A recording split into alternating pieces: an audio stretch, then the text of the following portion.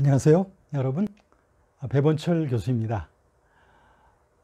오늘 저는 여러분과 함께 이 종교개혁이 전 유럽에 확장되어져 가는 그 모습에 대해서 우리 살펴보도록 할 겁니다. 우리가 지난번 강의를 통해서 보았듯이 종교개혁이 그 루터와 또 칼빈, 또 즈빙글이라든지 존 낙스, 이와 같은 사람들을 통해서 이제 유럽 여러 국가의 종교개혁의 불길이 확산되어져 갔던 것을 우리가 살펴보았습니다. 이렇게 되어진 그 종교개혁은 여러분 무엇보다도 그 종교적인 그 신앙적인 그 배경, 그리고 그러한 요소들이 가장 중심에 있었던 것은 사실입니다. 만일 종교개혁자들이 갖고 있었던 그 성경에 대한 확신, 또 구원에 대한 신앙, 그리고 가톨릭 교회에 대한 불신, 이런 것들이 바탕이 되지 않았다면 종교개혁이 가능하진 않았을 겁니다. 그런데 단지 그러한 종교적인 원인들 뿐만이 아니라 여러 가지 배경들이 같이 엮여져서 마침내 종교개혁이 가능할 수 있었던 거죠.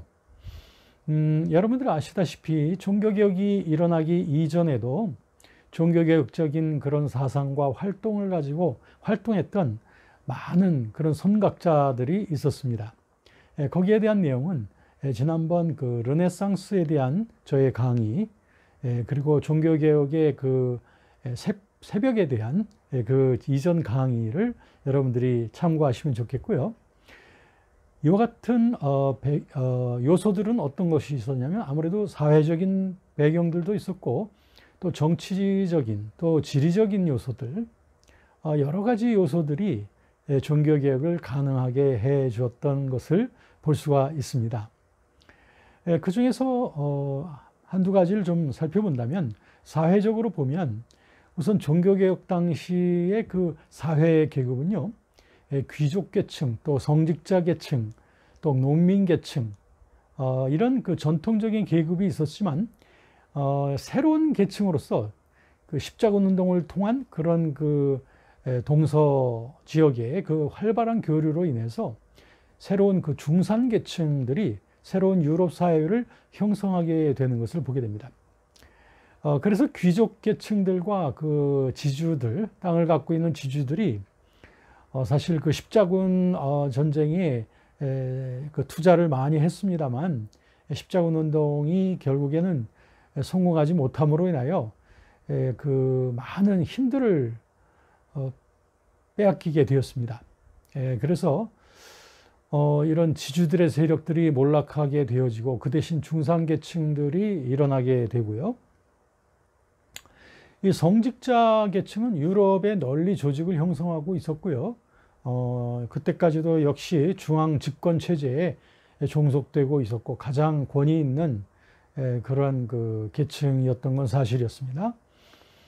자, 이런 종교개혁의 이와 같은 그 사회적인 그 변화, 특별히 그 중산계층들이 급부상하게 됐다고 하는 거, 이런 것들이 커다란 그 변화의 요인이 되었던 것을 볼 수 있습니다. 그런가 하면 중세 때에 아무래도 그 가톨릭 교황청에서 유럽 전역에 과도한 그 세금을 부과시키는 일들, 이런 것들이 사회적으로 볼 때 많은 지역의 사람들을 무겁게 해줬던 거죠. 그래서 때마침 일어나고 있었던 여러 가지 민족주의적인 그런 영향들, 이런 영향들과 함께 결국엔 반카톨릭적인 그 리그들을 자꾸 형성하게 되는 모습을 보게 됩니다.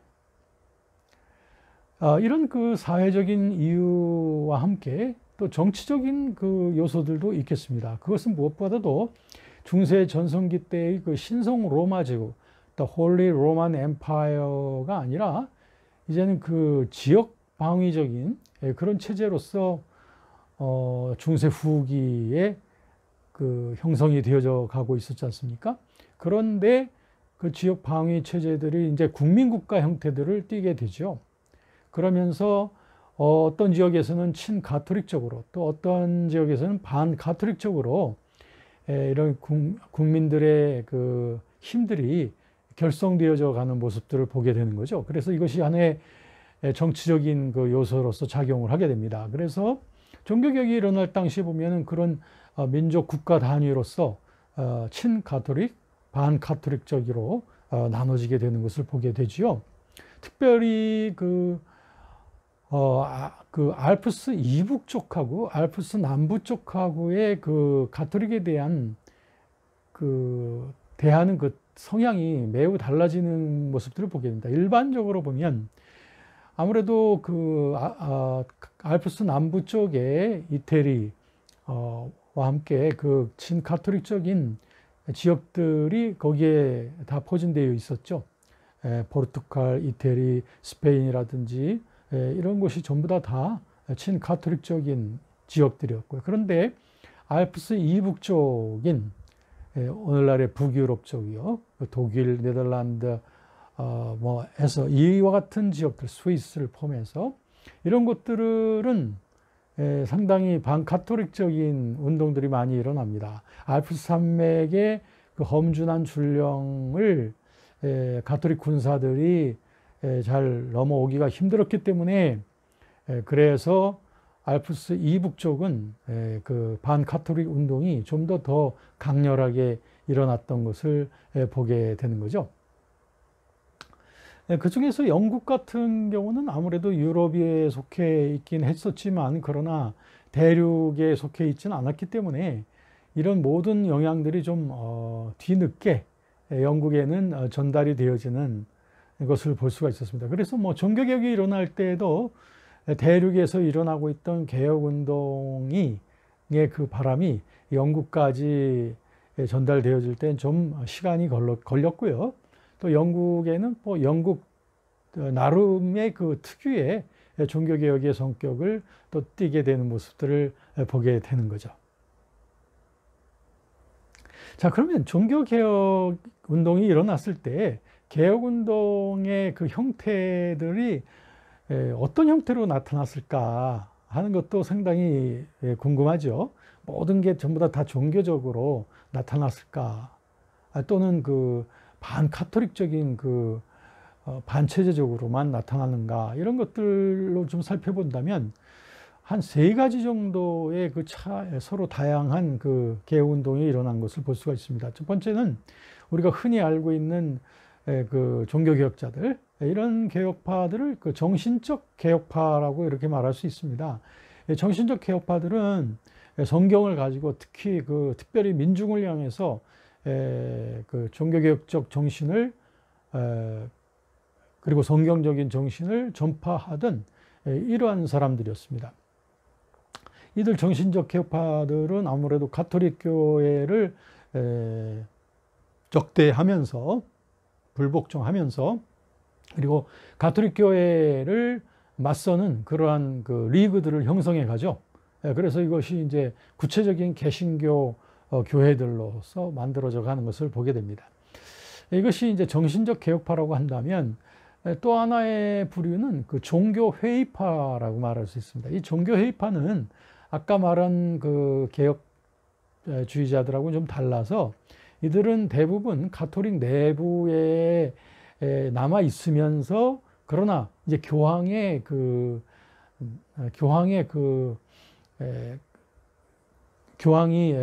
뭐랄까 정치적으로나 또 군사적으로나 너무 과도하게 이렇게 행동하는 것에 대해서 견제하기 위하여 그래서 가톨릭 교회 내 회의 운동을 시작했던 사람들, 이런 사람들이 이제 종교 회의파 사람들입니다. 그래서 여러 가지 종교 회의들이 일어나게 되죠. 그래서 그 종교의 회의에서는 로마 교황권을 견제하면서 교황이 모든 것을 마음대로 하지 못하도록 결국에는 어떻게 보면 의회기구죠. 그래서 행정기구를 좀 단속하기 위한 의회적 기구가 가톨릭 내부에서도 일어나서 그래서 교황이 모든 걸 결정할 게 아니라 종교회의의 결정을 또 교황도 따라야 될 것이다 라고 하는 이런 견제적인 세력으로 나타났습니다. 마지막 세 번째 개혁 대표적인 그런 그 파는 뭐냐면 인문주의파들입니다. 이 인문주의파들은 첫 번째 그 정신적 개혁파하고도 틀리고, 그런가 하면 그 종교회의파하고도 틀려요. 그들은 어떤 점에서 특색이 있었냐면, 이들은 성경의 권위보다는 인간의 이성을 좀 더 중시한다는 점에서 정신적 개혁파하고도 틀렸고, 그러니까는 이 세 번째 부류의 인문주의파 사람 중에는 이제 개신교 세력에 가담하는 사람들도 있었고, 또 종교회의파에 남아있는 사람들도 있었고요. 가톨릭에 계속 적을 두고 있는 사람들도 있었단 말이에요. 그래서 이들은 그 이성을 통해서 사람들의 그 무지를 깨우칠 수 있을 거라고 그렇게 생각하였다는 점이 정신적 개혁파하고는 그 개혁의 방향 또 성격이 틀렸던 것을 보게 됩니다. 자, 이제 우리가 좀 더 다룰 것은 무엇이냐면, 종교개혁의 운동에 가담했던 그 사람들, 그 종교개혁자들 중에 우리들은 익히 이미 우리들이 알고 있는 그런 개혁자들, 루터라든지 칼빈, 즈빙그리 같은 사람들 외에도 또 여러 사람들이 많이 있었습니다. 그분들을 우리가 다 이 시간에 다 열거할 수도 없고 다 그분들에 대해서 공부할 수도 없지만 몇 분 정도 우리가 좀 더 보시면서 그 당시 종교개혁의 성격을 좀 이해하시는 데 도움이 됐으면 좋겠다 생각합니다. 아까 제가 세 번째 그 인문주의파에 대해서 말씀드렸잖아요. 그래서 그 인문주의파의 대표적인 사람으로서 에라스무스를 들 수가 있겠습니다. 에라스무스는 그 인문주의의 왕이라고 하는 그런 그 별명이 생길 정도로 그는 아주 그 이성 중심의 사람이었습니다. 그는 네덜란드 사람이었습니다. 그는 1469년에 태어난 사람인데요. 그도 어렸을 때부터 수도원에서 자라났다고 해요. 그 에라스무스의 그 아버지는 가톨릭 사제였고, 에라스무스도 역시 수도원에서 자라나서 나중에 그 신부로서 안수를 받습니다. 그런데 이제 그가 이제 계속 수도사로서 남아있지는 않고 수도원을 떠났다고 합니다. 그러면서 좀 자유롭게, 왜냐하면 에라스무스가 좀 더 자유로운 그런 그 삶을 원했던 것을 볼 수가 있습니다. 그리고 틀에 박힌 어떤 수도원 생활보다는 좀 자유롭게 공부를 하고 싶다 해서 그는 프랑스 파리로 가서 거기에서 이제 공부를 계속하게 되는 거예요. 거기에서 그 특별히 또 이제 영국에도 여행을 하면서 거기에서 에라스무스의 삶에 그 획기적인 만남들이 만들어지는데, 그것은 이제 영국에서 콜레트와 토마스 모어와 같은 이런 사람들을 만나게 되는 거죠. 그래서 그 사람들과 함께 키케로에 대해서 또 소크라테스에 대해서 그리고 사도 바울에 대해서 아주 심취하면서 같이 연구를 합니다. 그리고 이제 에라스무스가 그 우신 예찬이라고 하는 그런 작품, The Praise of Folly라고 하는 그 작품을 만들 때에도 이 옆에서 그 토마스 모어가 상당히 많이 격려를 해줬다고 합니다. 둘 다 인문주의적인 그런 기질과 사상을 가지고 깊은 유대를 가지고 있었던 것이죠. 근데 이들의 그 우정 사이에 항상 그 긴장 관계를 두었던 것이 뭐냐면은 그 마틴 루터의 그 종교개혁이었습니다. 아시다시피 마틴 루터의 종교개혁은 그 인문주의적인 것이 아니라 성경주의적이었지 않습니까? 그러니까 이 토마스 모어나 또 에라스무스의 노선은 그 루터가 보기에는 상당히 빈약한 그런 노선으로 그렇게 보았을 거예요. 자, 이제 그 에라스무스는 이제 공부를 마치고서 영국의 여러 대학에서 또 가르칩니다. 캠브리지 대학에서도 가르치고 또 네덜란드에서 또 영국에서 여러 공부를 하고 또 가르칩니다. 그 에라스무스가 남긴 그 업적들 가운데 가장 커다란 것은 아무래도 신약 성서 헬라 원전 번역이다, 이렇게 말할 수 있습니다. 그가 한 1516년에 그 자신이 라틴어로 번역한 것과 함께 이 신약성서 헬라어가 이렇게 출판이 되어졌습니다. 이와 같은 그의 공로로 인해서 마틴 루터가 그 종교개혁을 일으키고 그리고서 그 독일어 성경 번역을 하지 않습니까? 독일어 성경 번역할 때에 그 에라스무스의 이 라틴어 번역을 굉장히 많이 활용했던 거예요. 그러니까 굉장히 그 중요한 의미를 갖고 있다. 또 그뿐만 아니라 그 영국의 영어 성경 있지 않습니까? 특별히 그 킹 제임스 버전, 제임스 왕판이라고도 하는데요. 이 KJV라고 알려져 있죠. 이 킹 제임스 버전을 만들 때 이때에도 역시 에라스무스의 이 번역이 상당히 그 기초가 됐다. 이렇게 우리가 전해졌습니다. 그렇기 때문에 이 에라스무스의 공로가 상당히 크죠.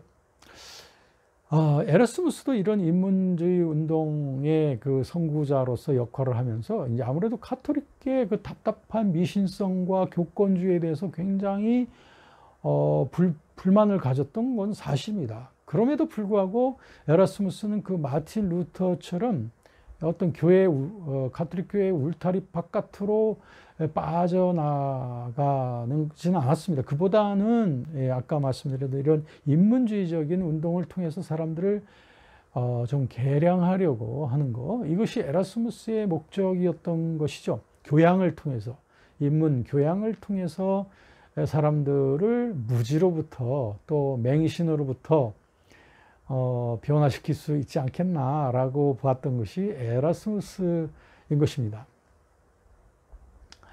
에라스무스는 또 루터하고 이제 크게 그 격돌하게 되는 일들도 생겼는데요. 그것이 뭐냐면 특별히 자유의지론에 대해서입니다. Free will.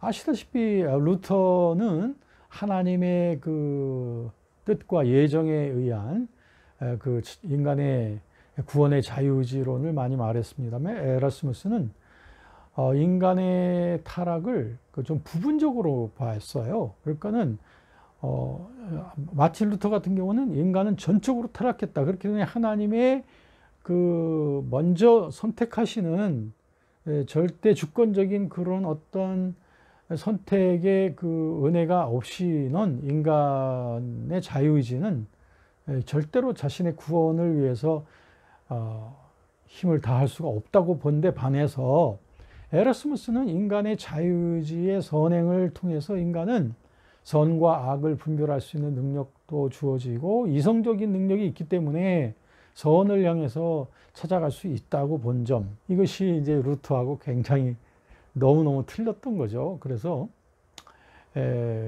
에라스무스가 볼 때는 루터의 자유의지론은 숙명론 내지는 도덕 폐기론에 가깝다고 본 거예요. 왜냐하면 신의 의지에 예속된 거라고 이렇게 보는 거죠. 그러니까 루터는 또 그와 같은 에라스무스에 대하여 아주 강렬하게 항거를 하게 되었던 거죠. 그러니까 이들 사이의 간격은 절대 그 좁힐 수가 없었던 것이다. 이렇게 보겠습니다. 그 다음 또 한 분 보실까요? 그 사람은 그 스위스의 종교개혁자로 유명한 울리히 즈빙그리가 되겠습니다. 울리히 즈빙그리는 스위스의 아주 작은 마을에서 태어났고요. 그는 스위스 바젤 대학에 입학해서 거기서 많은 공부를 하죠. 그런데 이제 거기에서 아무래도 무엇보다도 중세적인 그 공부를 안 할 수는 없지만 그래도 당시에 일어나고 있었던 르네상스의 그 영향에 의한 그 공부들을 많이 하게 됩니다. 그러다 보니까 성경의 권위성에 대해서 예수 그리스도의 대속 또 칭의에 대한 이런 내용들에 대해서 이제 관심을 가지고 공부를 하게 됩니다. 울리 즈빙그린이요, 스위스 바젤에서 유학할 당시에 토마스 비텐바흐라고 하는 인문주의자로부터 헬라어로 그 로마서를 배우게 됩니다. 그래서 즈빙그리도 인문주의적인 영향을 좀 받았다고 하는 점. 그렇다고 해서 에라스무스 같은 것은 아니지만 그 루터보다는 훨씬 더 좀 인문적 기질이 많이 나타나는 것을 볼 수 있는데요. 그것은 나중에 이제 성만찬론을 볼 때도 루터하고 서로 격돌하게 되는 것을 볼 때 거기서 츠빙그리의 좀 인문적 기질이 거기에도 나오는 것을 볼 수가 있습니다. 츠빙그리는 이제 그 개혁 노선에서 일하다가 거기에서 이제 군목으로 일을 하죠. 그러다가 가톨릭 세력과 이제 그 부닥치게 됩니다.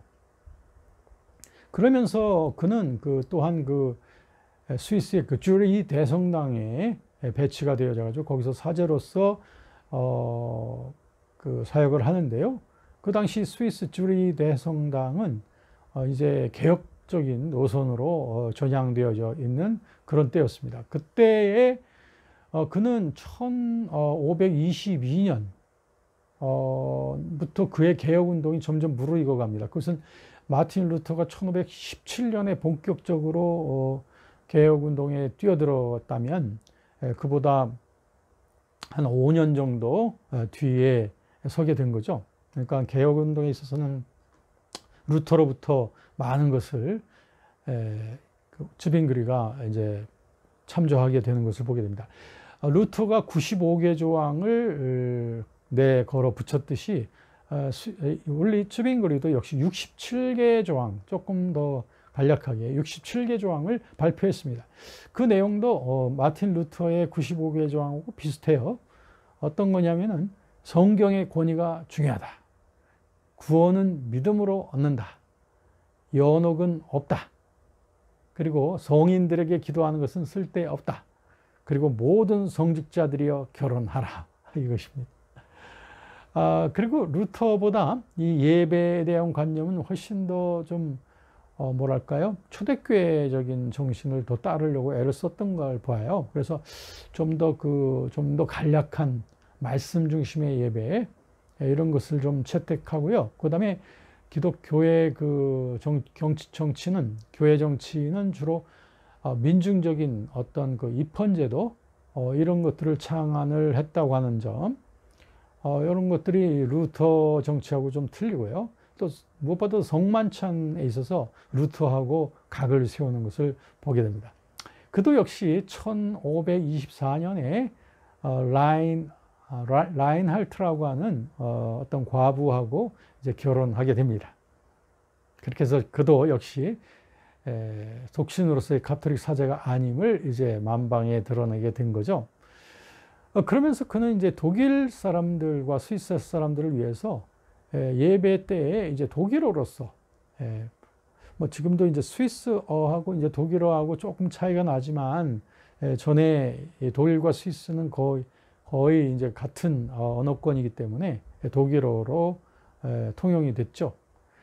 그래서 이제 그런가 하면은 이제 가톨릭에서 미신적으로 여겨졌던 그런 뭐 성물 숭배하는 것, 또 미사 드리는 것, 그 다음에 이런 것들을 다 폐지를 하고, 그리고 스위스 내에서 가톨릭 교회와 수도원의 재산들을 갖다 다 몰수하는 일에 앞장을 서게 됐습니다.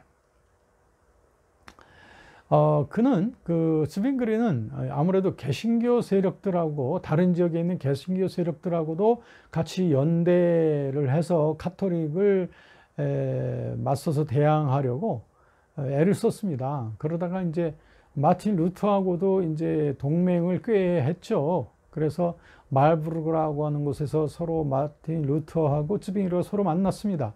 그래가지고 같이 대화를 했는데 한 15개 정도의 조항에 서로들 사인을 함으로써 서로 이제 리그를 형성하려고 했었던 거예요. 근데 마지막 조항에서 서로 의견이 대립됐습니다. 그래서 결렬되고 말았어요. 그 마지막 조항이 바로 성만찬론이었습니다.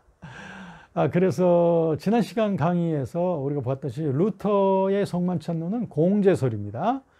그런데 이제 츠빙그리의 성만찬론은 기념설 또는 상징설이죠. 이렇게 서로 틀린 것을 볼 수가 있습니다. 자, 뭐 루터하고 비교해 보는데 가장 뭐 이렇게 첨예하게 대립된 게 이와 같은 성만찬론이었으니까요. 그것만 우리가 살펴봐도 쯔빙그리는 루터보다는 좀 더 인문적이다. 좀 더 인문적이다. 루터는 좀 더 실제론적으로 그리스도의 현존을 그 성만찬론에 가입시키는 것을 아주 중시했다고 하는 거고, 쯔빙그리는 좀 인문적인 그 성향으로서 그건 하나의 기념과 상징으로서 의미가 있다라고 보는 것, 이것이 서로 서 있는 자리가 틀린 점을 대표해 주는 것이다. 이렇게 볼 수 있겠네요. 그 다음에 보실 분은요, 존 낙스를 보실까요? 스코틀랜드의 존 낙스입니다.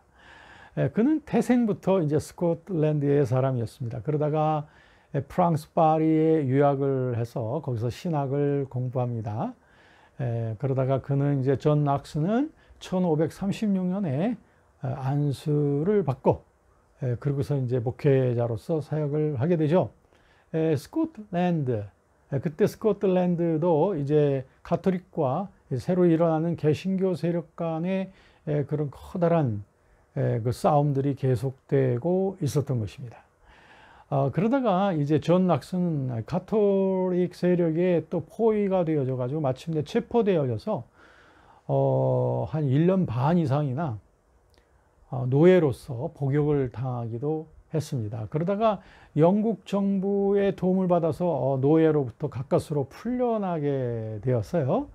그때부터 그는 영국의 그 개신교의 그 개혁교회의 복음을 전하게 되는 거예요. 그러면서 이제 그 스코틀랜드의 그 개혁운동의 대표적인 그 활동을 하게 됩니다. 그래서 존 낙스는 1560년 개신교 세력을 위해서 신앙 고백서와 함께 스코틀랜드를 위한 교회 헌법 이런 것을 작성해서 스코틀랜드 의회에 통과를 시키고, 그때부터 모든 스코틀랜드의 교회가 이것을 사용하게 되었죠. 그래서 스코틀랜드는 이제 하나의 그 개신교의 국가가 되어졌고요. 그러면서 존 낙스는 그 제네바에서 그 칼빈이 받아들였던 장로교 제도, 장로제도 이것을 받아들이게 됩니다. 그래서 이 스코틀랜드는 그 후에도 이제 그 여러 가지 그 정치적인 문제를 겪다가 그러다가 이제 스코틀랜드는 결국에는 이제 이런 그 위대한 공원을 세우고 난 다음에 이제 1572년에 세상을 떠나게 됩니다. 자, 이렇게 보니 종교개혁 16세기 당시에 여러 지역에 이렇게 개혁자들이 선두에서 활동을 하고, 그리고 각 지역 국가 단위로 이런 개혁들이 일어나게 된 모습을 보게 되죠. 그런데 이제 그 개혁운동이 성공하지 못한 지역들이 있죠. 그런 지역은 이제 가톨릭 국가로서 자리매김을 하게 되는 거죠. 자, 이제 여러분들이 보실 것은 종교개혁 당시에 이런 여러 종교개혁 운동가들이 각 지역 단위로 이런 개혁운동을 진두지휘했던 것을 보게 되는데요.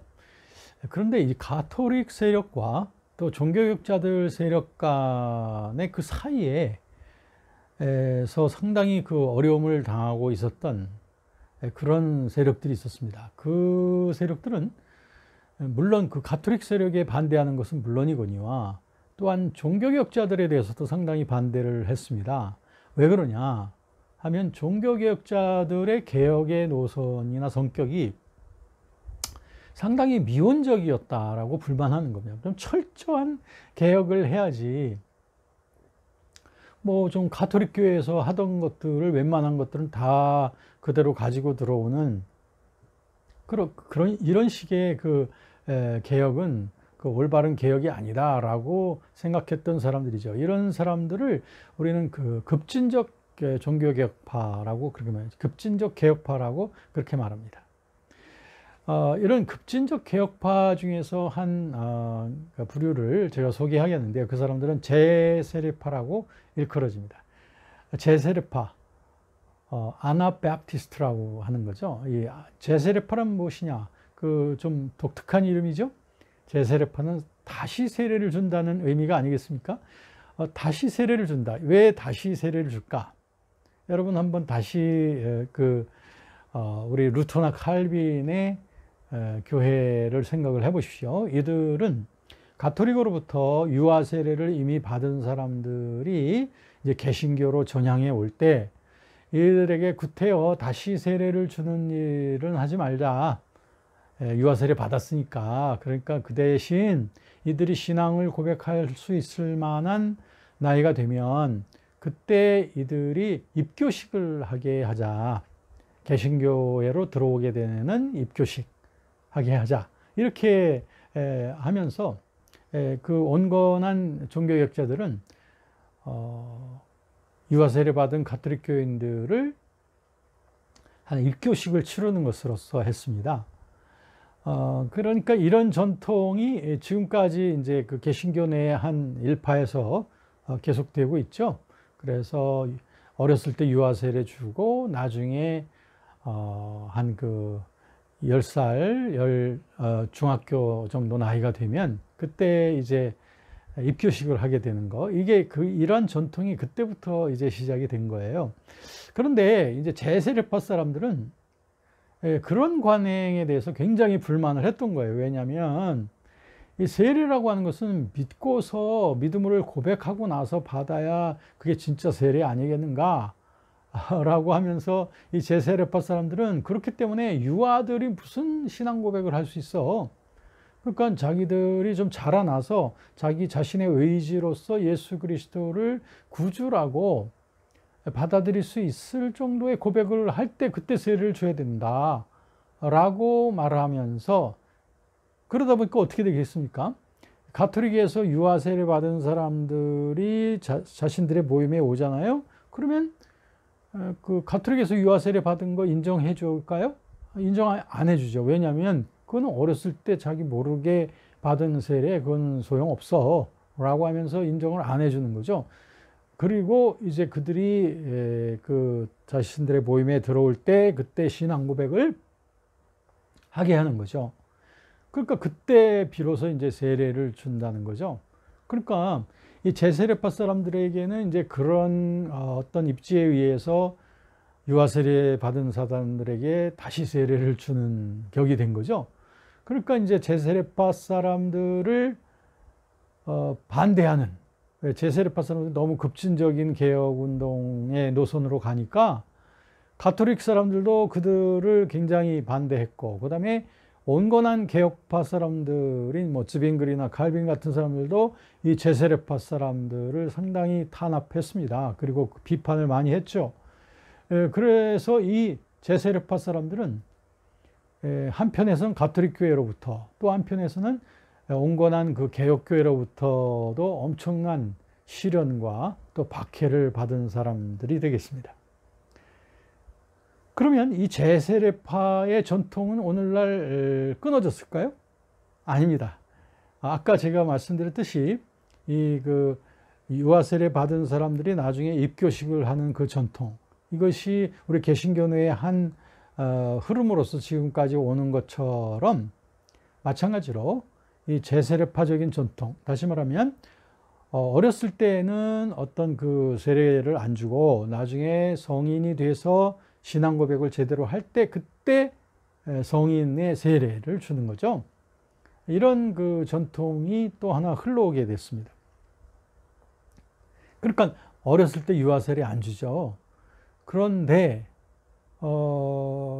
이제 유아 때에 뭔가 유아 세례는 주지 않더라도 뭔가 그 유아들에 대해서 이제 하나님의 뜻대로 우리 아이들을 잘 키울게요 라고 하는 하나의 다짐으로써 유아 세례가 아니라 하나의 헌화식이라고 하는 것을 새로 만들게 되었죠. 이것은 뭐 유아 세례와 같은 그런 세례의식이 아니고 부모들이 부모들이 자신들이 낳은 그 아이들을 하나님의 뜻대로 키우겠습니다. 하나님 앞에 하나님의 뜻대로 키우는 그런 헌신을 합니다. 라고 하는 그 하나의 부모들의 헌신의 다짐이죠. 이런 그 헌화식의 규정들이 이제 가입하게 됩니다. 그래서 그런 노선을 따르는 교회들은 어렸을 때 헌화식을 받고 나중에 자라나서 세례를 받는 거죠. 세례는 한 번 받는 거죠. 그러니까 이렇게 두 가지의 전통이 지금 개신교 내에 쭉 흘러오게 되는데, 아마 여러분들이 속해 있는 교회는 어떤 전통을 따르고 계신가요? 교회마다 좀 다를 수도 있지만, 교단적으로 보면 대개 그 장로교나 감리교 같은 곳에서는 어렸을 때 유아 세례 주고 그 다음에 나중에 세례를 주는 이런 전통을 대개 따르고 있고요. 그런가 하면 그 순복음교회라든지 또 침례교회, 또 그리스도의 교회라든지 성결교회, 뭐 이런 교회들은 어렸을 때 그냥 헌화식을 주고 그 다음에 신앙 고백할 수 있을 때가 되면 그때 이제 세례를 주는 이런 그 흐름을 따르고 있는 것을 보게 됩니다. 어떻습니까? 참 흥미롭죠? 저희들이 오늘날 행하고 있는 이런 관습들이 오래된 이런 그 근거 있는 어떤 그 사건들로 인해서 이유 있는 이런 어떤 전통들이 만들어졌다고 하는 거, 이런 것들을 공부하는 것이 이 교회사 공부의 커다란 그 쾌감이 아닐까. 그리고 거기 교회사에서 공부해서 얻어지는 그런 유익이 아닐까 이렇게 생각합니다. 자, 그 다음 좀 독특한 성격의 종교개혁을 일궈냈던 영국을 좀 보시겠습니다. 영국의 경우에는 지금까지 보았던 이런 그 종교개혁의 성격하고 좀 틀려요.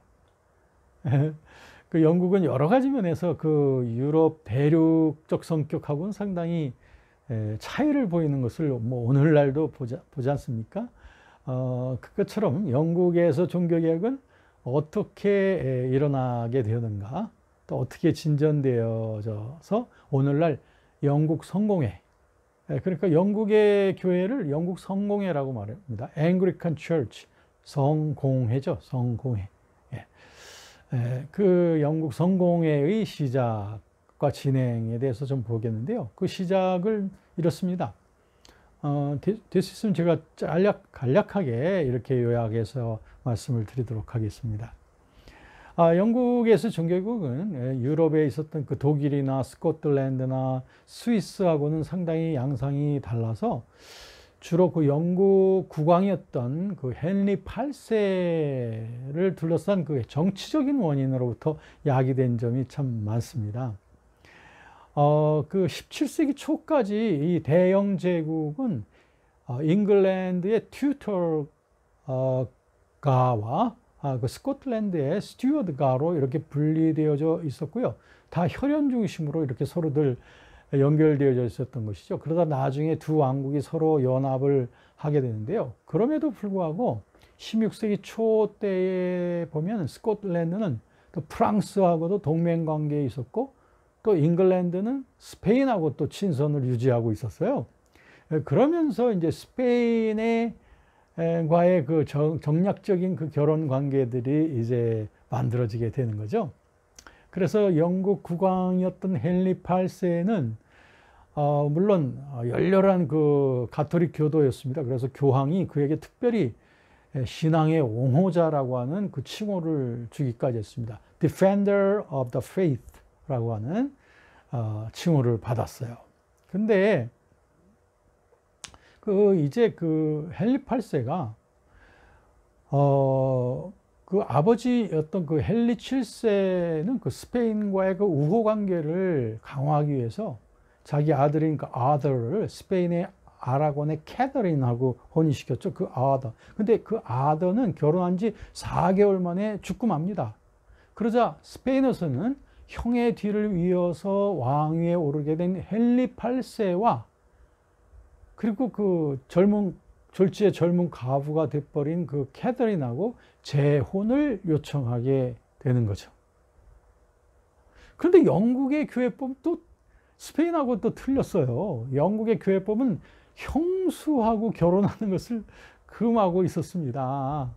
뭐 일처럼 처음부터 이게 상당히 떨거럭거리는 이런 관계 속에서 스페인하고 우호 관계를 그냥 유지하기 위해서 결혼을 하게 된 거예요. 그러니까 처음부터 사실 여러 가지 이해관계가 굉장히 껄끄러웠던 것이죠.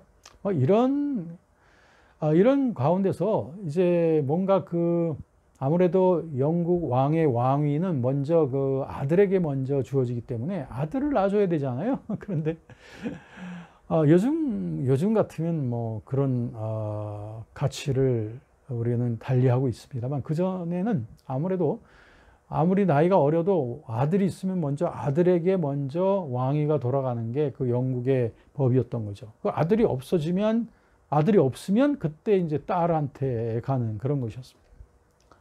그런데 헨리의 아내였던 캐서린이 6남매를 낳았는데, 그런데 다들 죽었어요. 하나만 남겨놓고, 딸 메리 하나만 남겨놓고 다 죽었습니다.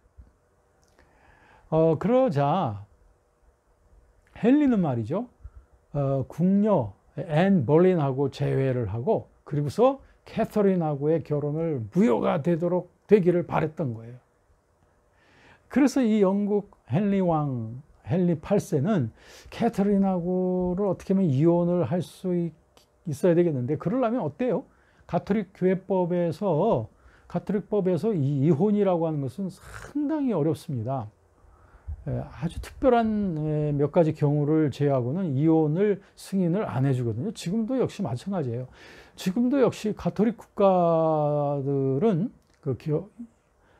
결혼할 때도 이제 가톨릭 사제에 의하여 하나의 성례전으로서의 혼인 성사를 해야 되지만, 이제 이혼을 청구하려고 할 때는 굉장히 어렵습니다. 그래서 가톨릭 국가에서는 이혼한다는 게 정말 어려워서 이혼을 법적으로 하지 못한 채로 그냥 사실 이혼, 그러니까 서로 별거해서 살아가는 사람들이 대단히 많은 이유가 바로 그 이유입니다. 근데 이제 헨리 8세 때도 이런 일이 벌어지는 거예요. 뭐냐면 자신이 캐서린, 스페인의 캐서린하고 이혼을 하려면, 아무리 자기도 이제 가톨릭 교도니까 교황으로부터 승인을 받아야 될 거 아닙니까? 그래서 교황한테 좀 여러 가지 이유를 대고서 이혼을 좀 승낙받기를 했습니다만, 교황은 허락을 안 해줍니다. 왜냐하면 스페인의 세력을 또 의식을 하면서 허락을 하지 않았던 거예요. 이제 헨리 8세는 이제 이러고 저러고 하려고 해도 되지를 않으니까 마침내 결단을 하게 됩니다. 뭐냐면은, 이참에 우리 영국은 아예 가톨릭을 벗어나서 개신교로 전향을 해버리고, 그리고 나도 개종을 해버리자, 개신교로. 그러면서 캐서린하고 이혼해버리는 거야. 그리고 앤 볼린하고 재혼을 하자. 이렇게 어떻게 보면 마지막 카드를 이제 내밀게 된 거예요. 이렇게 해서 결국 헨리는 앤 볼린하고 이제 비밀리에 결혼을 하고 캐서린하고 이혼을 해버렸죠. 그리고 이로써 이제 교황과 영국 왕 헨리하고는 완전히 결별하게 됩니다. 이것이 가톨릭 교회하고의 최종적인 결정이 1534년에 발생하게 됩니다. 그러자 이제는 영국 의회에서는 이제 가톨릭 교회로 그동안 들어가던 모든 세금, 모든 헌금들을 다 이제는 다 차단시키고, 그리고 이제 영국은 이제 개신교의 나라라고 이렇게 선포를 하고, 누구든지 여기에 대해서 반역하는 자들은 이단이다 라고 이렇게 말하게 됩니다. 그래서 그 당시에 가톨릭 세력을 계속 견지하고 옹호하다가 이제 사형을 당하게 된 사람들, 예를 들면 토마스 무어 같은 사람도 역시 마찬가지죠. 훌륭한 사람이었습니다만 이런 것들을 거부함으로 말미암아 큰 어려움을 겪게 된 사람들이 대단히 많이 있었던 거죠. 자, 헨리 8세가 이렇게 해서 영국을 개신교적 나라로 바꾸어 가죠. 그러니까 다분히 이건 정치적이죠.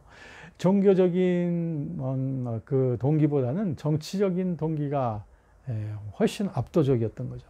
근데 이 헨리 8세가 1547년에 죽어요. 그러면 이제 왕위가 누구한테 계승될 것이냐, 이게 중요하겠죠. 그런데 이제 어린 아들 에드워드 6세가 하나가 있었습니다. 그 에드워드 6세에게 그 당시 나이가 겨우 9살밖에 되지 않았는데요. 그렇지만 이 9살 난 이 에드워드 6세에게 결국엔 왕위가 돌아가게 되죠. 그래서 에드워드는 말이죠. 주변에 있는 여러 섭정을 해주는 그런 여러 공작, 백작들과 함께 이제 그 아버지의 뜻을 계승해서 개신교적인 정치를 해 나가게 됩니다. 그래서 에드워드는 그 도움을 받아가면서 서머셋 아시죠? 서머셋 모험과 클레머 이런 사람들의 도움을 받아가면서 개신교적 기도서를 만듭니다. 기도서로서 예배의식 때에 쓸 기도서를 만들고요. 그 다음에 또 개신교적인 그 정신을 닮은 42개조를 또 간행했습니다. 그러다가 짧은 기간 통치를 하고 아깝게도 16살의 나이로 또 결핵으로 사망을 하게 되죠. 자, 그럼 그 다음 또 누가 왕위를 이을 것이냐, 이게 또 중요합니다. 자, 그런데 다음 왕위를 이을 아들이 없습니다. 그러면은 제일 맏딸에게 돌아가게 되는데 그 맏딸이 누구냐? 그 헨리 8세하고 이혼하게 된 그 불행했던 그 캐서린이 낳은 메리 튜돌이라고 하는 그 공주가 결국엔 여왕의 자리에 올라가게 됩니다. 자, 이때부터 영국에는 피바람이 불기 시작합니다. 뭐냐면 이 메리 튜돌 여왕은 말이죠. 자기 어머니 캐서린의 노선과 같이 가톨릭적인 노선이었고요. 그리고 자기 어머니, 정말 억울하게 이렇게 이혼당한 자기 어머니에 대한 복수심, 이런 것들이 같이 점철이 되어짐으로 말미암아 영국을 다시 가톨릭 국가로서 급선양시키기 시작했습니다. 그러다 보니까 얼마나 무리수가 많이 따랐겠습니까? 그럼에도 불구하고 그는 강력한 칼바람을 불러일으키면서 결국에 그 영국을 다시 그 가톨릭적인 세력으로 다시 자리를 잡도록 만드는 그런 역할을 하게 됩니다. 그러는 와중에 수많은 개신교인들이 투옥당하고 또 화형당하고 하게 됩니다. 이렇게 해서 얻어지게 된 그의 오명이 있습니다. 피의 메리, 블라디 메리라고 하는, 하도 피를 많이 보았다라고 해가지고 그런 명칭이 그에게 따라 붙게 됩니다. 이런 매우 위급하고 불운했던 영국의 역사가 메리가 세상을 또 떠남을 통해서 끝나게 됩니다.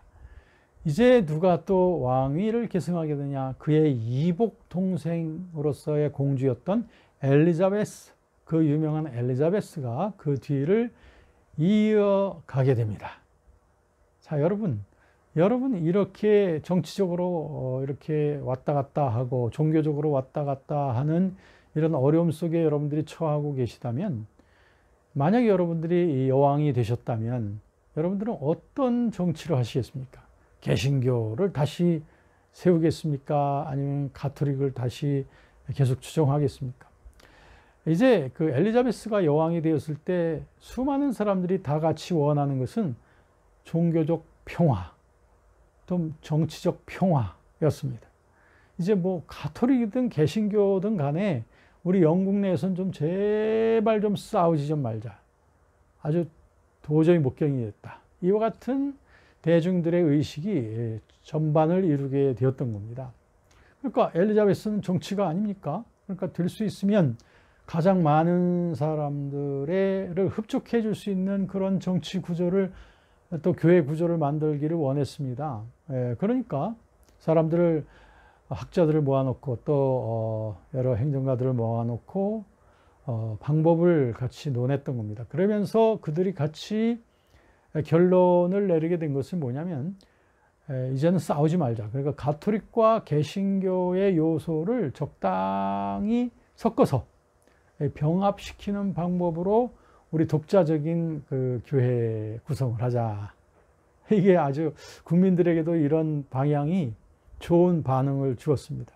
그래서 1571년에 성직자 회의를 통해서 이제 드디어 영국 교회는 39개조라고 하는 신조를 이제 편찬하게 됩니다. 그래가지고 영국의 이제 모든 사람들에게 반포하게 됩니다. 이것이 오늘날까지 영국 성공회, 즉 앵글리칸 처치의 교리적인 강령의 기초가 되었습니다. 이런 종교개혁의 그 독특함은 그 당시로부터 현재까지 영국 성공회 또 영국 국교회의 특이한 성격을 보여주고 있다. 이렇게 볼 수가 있습니다. 어떻게 보면 그들이 볼 때는 가톨릭에서 좋은 점하고 개신교에서 좋은 점들을 다 따가지고 영국 성공회를 만들었다. 이렇게도 말할 수 있습니다만, 그러나 또 좀 네거티브하게 말한다면 영국 성공회는 완전히 가톨릭적이지도 않고 그렇다고 해서 개신교적이지도 않은 어정쩡한 위치에 갖고 있는 교회가 영국 성공회다. 이렇게 말할 수도 있어요. 이 말은 뭘 말하냐면 이 영국 성공회의 이런 미온적인 이런 그 종교 정치적 병합 형태 때문에 이제 영국 성공회 내에서는 많은 개혁 운동들이 그 이후에 계속 일어나게 되는 것을 볼 수가 있는 거예요. 뭐 17세기가 되면 청교도 운동이 일어나죠. 또 18세기에 여러분 아시다시피 웨슬리의 부흥 운동이 일어나죠. 이런 것들이 다 영국 성공회 내에서 일어났던 개혁 운동이었던 겁니다. 이것을 보면 이것이 그 어떤 대중들을 만족시키기 위한 어떤 정치적인 혼합적인 그 노선을 택하는 것, 이것이 반드시 좋은 일이 아니구나. 이런 그 어떤 교훈들을 보게 되는 것이죠. 이것이 오늘날 그 영국 성공회의 모습이 되겠습니다. 다른 지역을 좀 보실까요? 다른 지역은 좀 어떨까요? 뭐 프랑스라든지 네덜란드라든지 이런 지역들 보면 뭐 프랑스 같은 경우는 뭐 개혁운동이 안 일어난 것이 아니죠. 윌리엄 파렐 같은 사람서부터 시작해서 칼빈도 역시 프랑스에서 개혁운동을 좀 했었고요. 그럼에도 불구하고 프랑스에서는 그것을 성공하지 못해서 마침내 가톨릭 국가로서 이제 자리매김을 하게 된 것이고요. 물론 그렇게 되는 과정에서 이제 개신교 세력을 좀 달래기 위해서 하나의 그 칙령을 발표하게 되는데 그것이 이제 낭트 칙령이라고 하는 건데, 그렇다고 해서 이제 개신교도들과의 어떤 그 화평의 그런 시기를 맞이했느냐 하면 그렇지 못합니다. 오히려 프랑스에서 수많은 개신교인들이 그 위그노를 포함해서 수많은 사람들이 아마 수천 명의 사람들이 학살을 당하게 되죠. 그런 일도 있었고요. 그런가 하면 네덜란드 같은 경우는 이제 오래 전부터 이제 그 종교개혁 사상이 뿌리 깊게 뿌리를 내리게 되어진 곳이 바로 네덜란드의 그런 개신교입니다. 그래서 네덜란드 같은 경우는 오늘날까지 개신교 국가로서의 국가주의 교회의 형태를 띠고 있는 것을 보게 됩니다. 자, 오늘 이제 종교개혁이 어떻게 유럽 전역에 확장되었으며 어떻게 어떤 사람들을 통해서 또 제세례파를 포함해서 또 인문주의자들을 포함해서 여러 가지 다양한 운동들이 함께 일어나고 있었던 것을 보게 되고, 그리고 지역적으로 이제 유럽의 종교는 개신교를 택하느냐 또 가톨릭을 택하게 되었느냐라고 하는 이런 정치적인 그런 또 종교적인 그러한 그 민족주의적인 이러한 그 단위 형태로서 오늘날 종교개혁이 유럽 전역에서 국가를 중심으로 국가교회들을 형성하고 있는 모습을 보게 되는 거죠. 오늘날 여러분들이 유럽의 지도를 보면 여러 가지 지리적인 조건들을 따라서 국가들이 형성되어지고 있는데, 그 국가들은 어떤 국가는 가톨릭 국가, 어떤 국가는 개신교 국가로서 이런 국가주의, 아까 말씀드린 스테이트 처치의 그 면모를 띠고 있는 것이 독특합니다.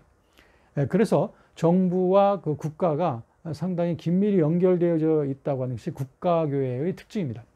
그런데 이제 우리나라의 교회라든지 또 미국이나 뭐 이런 다른 지역의 교회들은 자유로운 그 어떤 시장 경제와 같은 그 자유로운 체제의 교회를 갖고 있는 것을 볼 수가 있습니다. 그래서 이런 것들이 유럽의 스테이트 처치하고 우리의 이제 그 자유로운 형태의 교회 체제하고는 상당히 다른 점이 되겠습니다. 오늘 여기까지 이제 종교개혁이 확장되어진 그 모습에 대해서 함께 살펴보셨습니다. 이제 여기에 대한 좀 더 이전에 그 필요한 종교개혁의 배경에 대한 연구라든지 이런 부분들은 이전에 저의 강의를 또 참고해 주시고요. 그리고 루터나 칼빈에 대한 그러한 내용도 역시 전에 제가 강의한 그 유튜브의 그 동영상 강의들을 여러분들이 보시면 좋겠습니다. 여러분 수고 많이 하셨습니다. 감사합니다.